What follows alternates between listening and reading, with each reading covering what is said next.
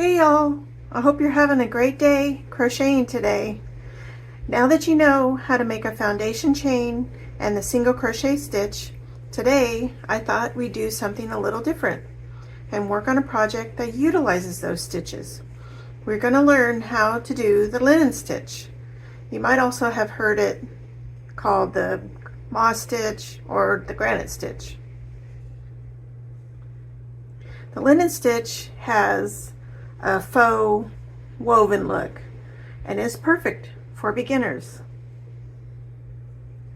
What makes this stitch unique is that it looks woven instead of crocheted.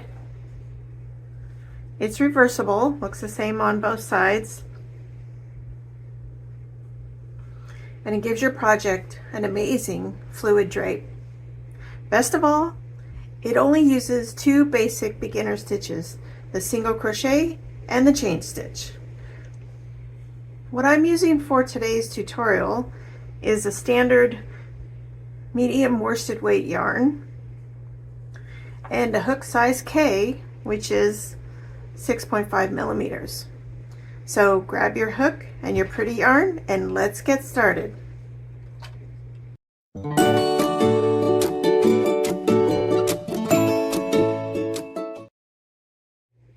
Now these are the three different types of fabrics that utilize this stitch. This one here is a variegated yarn, and this is why this is so beautiful. You can see as it goes through the stitches. Now in this I did a placemat for my kitchen table, and I did it in a smaller hook size, so it's really tight, but you can kind of see as I get a little closer how the stitch kind of pops out with the variegated yarn. It's really pretty. And this one is a 3 yarn repeat. You got the pink, you got the baby blue, and then you got the royal blue. And this is really pretty because it shows the stitch. It just really pops.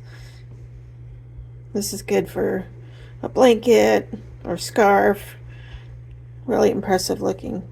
Now this one is 2 yarns, and that makes the yarn pop also. The variegated is the easiest because once you get started, you just go. You don't have to cut any yarns or weave in anything, or super easy. To start the linen stitch, we need a foundation chain with an even number of stitches. So we've got our slip knot here. For this demonstration, we're going to chain 24 for this sample swatch.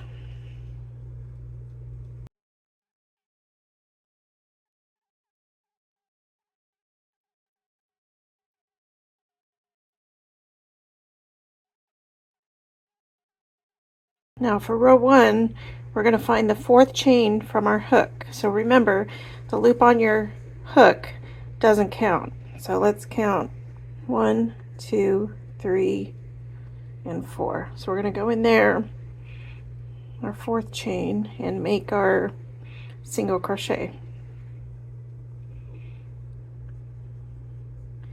Now let's put a stitch marker there with those chains so we can find that, or be able to find that when we return. Now we're going to chain 1,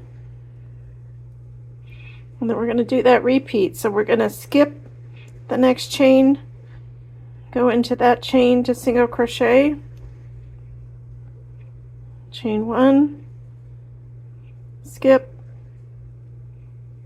that chain, we go chain 1, skip, go in there, single crochet, chain 1, skip, go in the next one, single crochet, chain 1, and on down till we get to the end. When you reach the last loop, you're going to end it. So you have your skip, your last loop right there. You're going to put your single crochet in there, and that'll be the end. But before you finish off that single crochet, we're going to add another color. So when you get 2 loops on your hook, before you complete that single crochet, we're going to get our other color and we're going to pull it through.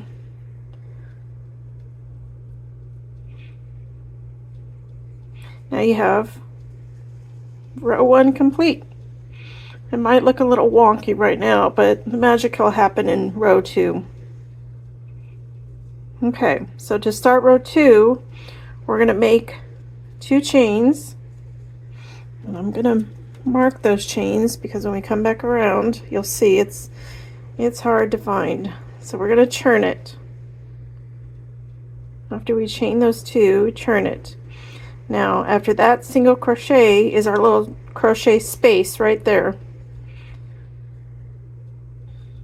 We're going to single crochet into there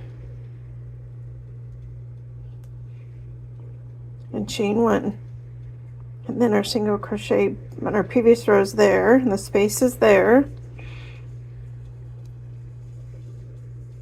So we're not stitching into the top like we normally do. We're going into the space, the actual space where that chain 1 stitch makes a jump. So we're going into those little gaps. So we're gonna single crochet, chain 1, gap, single crochet, chain 1, gap, single crochet, chain 1, all the way through. Now when we get to the very end of the second row, you'll see why we marked it. It's very difficult to see that, the chain spaces. So we're gonna go right into that last, and like I said, we're gonna leave it 2 to add our third color.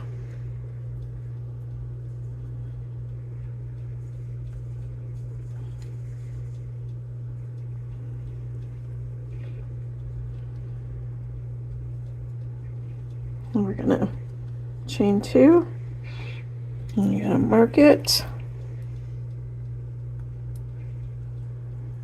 turn our work. Now to find it, this first single crochet is a little difficult to see, but you can kind of see the gap, the V's right there. So that's the gap space right there. Single crochet, chain 1 into the next gap, single crochet, chain 1. Now it's a little easier to see them because you can see your V's clearly. Single crochet, chain 1, single crochet,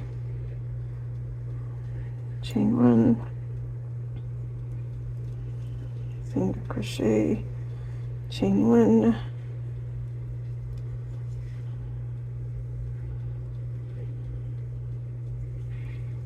and you're just repeating that single crochet, chain 1 all the way across.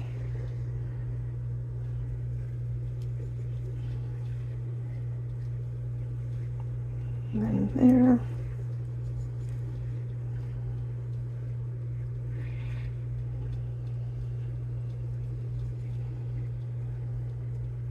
And then our last space, our little chain space. Now you see why we mark it. And then you're going to put a single crochet in that. Well, if you're going to not cut your yarn, I recommend that you do 3 colors. So that way you can kind of carry up your yarn. You always have a yarn attached on either side to carry up. Now if you're just going to use 2 colors, you're going to need to cut your yarn because you're going to go across, have your yarn here, and when you go across the other way on the other side, your yarn's going to be over here, so you got to cut it. And you can either weave in your sides or leave a pretty little fringe. Like if you do a scarf with these fringes on the side, that's cute. Alright, that's the whole stitch. Everything you need to know. And that is literally all there is to it. That is how you crochet the effortless linen stitch. It is absolutely perfect for summer tops, cozy blankets, kitchen dishcloths, or placemats like I did. This project will help you practice the 2 stitches you've learned so far. You got this. Keep going. Practice makes progress. If you found this tutorial helpful, please hit that like button. Drop a comment below letting me know what project you're going to make with this stitch. Don't forget to subscribe so you never miss a weekly stitch breakdown. In the next video, I will show you how easy it is to make a double crochet stitch. Thank you so much for hanging out with me today, and happy crocheting. I will see you in the next video.